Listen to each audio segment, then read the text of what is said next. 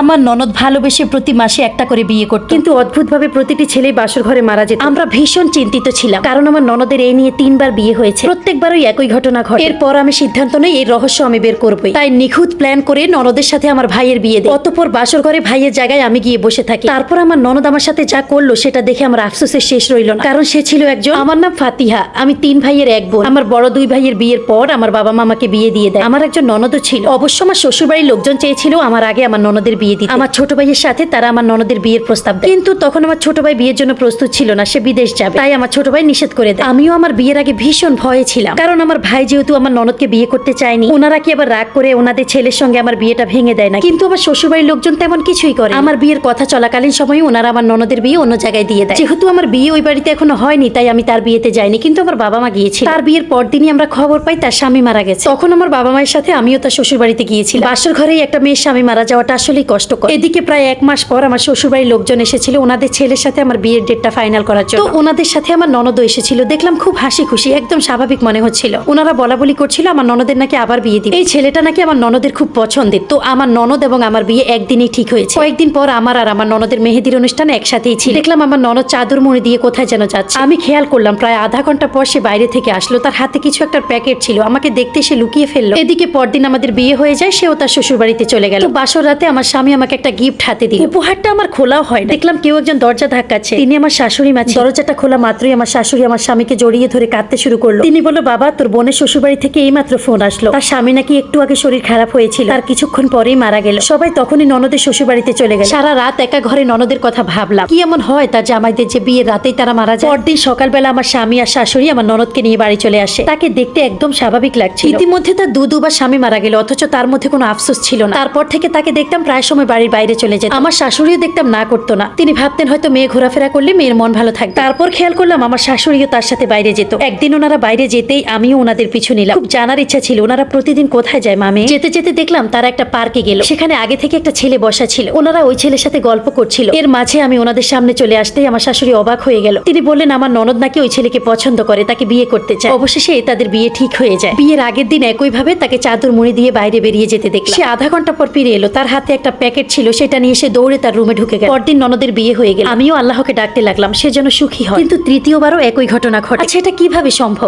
3বার একটা মেয়ের সাথে একটা ঘটনা কিভাবে ঘটে? এরপর একইভাবে শাশুড়ি মা ননদকে নিয়ে সকালে চলে আসে। এবারও সে একদম নরমাল ছিল। এর কিছুদিন পর আমার ছোট ভাই দেশে আসে, যার সাথে আমার ননদের বিয়ের কথা বলা বলি হয়েছে। ভাই দেশে আসতেই আমাকে দেখার জন্য আমার শ্বশুর বাড়িতে আসে। এদিকে আমার ননদকে দেখলাম আমার ভাইয়ের সাথে খুব ঘনিষ্ঠ হতে চাই। এই বিষয়টা আমার মোটেই ভালো লাগছিল না। আমার ভাই যখনই আমাকে দেখতে আসতো খুশিতে আমার ননদের চেহারাটা একদম চকচক করত। তার 2 দিন পর আমি আমার বাবার বাড়িতে গেলাম একটা প্রয়োজনে। গিয়ে দেখি আমার ননদ আমার ভাইয়ের সাথে সেখানে বসে গল্প করছে। আমি ভীষণ রেগে গেলাম। ননদকে ডেকে বললাম, খবরদার তোমাকে যেন আমার ভাইয়ের আশেপাশে না দেখি। আমি আরো বললাম, 3টা স্বামীকে তো খাইছো, এখন কি আমার ভাইয়ের মাথা খেতে চাচ্ছ? আমার ননদ তো আমার স্বামীকে জানিয়ে দিল সে আমার ভাইকে বিয়ে করতে চায়, আর আমার স্বামীও তার ছোট বোনকে ভীষণ ভালোবাসতো। এদিকে আমার স্বামী আমাকে একটা শর্ত দিল, আমার ভাই যদি আমার ননদকে বিয়ে না করে তাহলে সে আমাকে ডিভোর্স দিবে। আমি তখন প্রেগন্যান্ট ছিলাম, কিন্তু এটাতে আমার ভাইয়ের জীবন ঝুঁকিতে পড়বে সেটা আমি নিশ্চিত ছিলাম। আমি আমার ভাইকে ডেকে বললাম সে যেন আমার ননদের দিকে বিয়ের আগের এই কয়টা দিন খেয়াল রাখে। ওদের বিয়ে ঠিক হয়ে গেল। একইভাবে আমার ননদ আধা ঘন্টার জন্য বাইরে গিয়ে তার হাতে কিছু একটা নিয়ে আসলো। আমিও ননদের সাথে বিয়ের দিন আমার বাবার বাড়িতে চলে গেলাম। আমি আমার ভাইয়ের শেরওয়ানি পরে মুখটা ফুল দিয়ে ঢেকে ভাইয়ের পরিবর্তে আমি বাসর ঘরে চলে যাই। যাওয়ার সাথে সাথেই ননদ আমাকে একটা দুধের গ্লাসে গিয়ে দিই। আমিও ঢক ঢক করে খেয়ে ফেলি। কিছুক্ষণ পর আমি বিছানায় শুয়ে পড়ি। আমার ননদ দেখলাম কিছুক্ষণ হাঁটাহাঁটি করলো, তারপর তার ভাইয়ের কাছে কল দিল, বললো ভাইয়া আমার স্বামী মারা গেছে, তোমরা আসো। সে কেমন নিখুঁত অভিনয় করছে তা দেখলাম শুয়ে শুয়ে। আমার ননদ আসলে বিয়ের আগের দিন বাইরে গিয়ে একটা মেডিকেল সেন্টারে যেত, সেখান থেকে সে বিষ কিনে নিয়ে আসতো, আর ওই বিষ বিয়ের রাতে তার স্বামীদেরকে খাওয়ানো হতো। এই সব খবর বিয়ের দিন আগের রাতেই আমার ভাই পেয়েছিল এবং আমাকে বলেছে। আমিও বুদ্ধি করে তার বিষের জায়গায় স্যালাইন মিশিয়ে রাখি, সেজন্যই দুধটা খাওয়াতে আমার কিছুই হয়নি। এদিকে আমি মরে গেছি ভেবে সবাই আসে। তখনই আমি উঠে দাঁড়ালাম আর আমার ভাই পুলিশকে কল করলো। আমার ননদ আমাকে দেখে পাগলের মতো হয়ে গলা টিপে ধরে। পুলিশ এসে তাকে গ্রেপ্তার করে। গ্রেপ্তারের পর তার মেডিকেল টেস্ট করানো হয়। রিপোর্ট যে এমন আসবে তা আমরা কখনো কল্পনাও করিনি। আমার ননদ নাকি একটা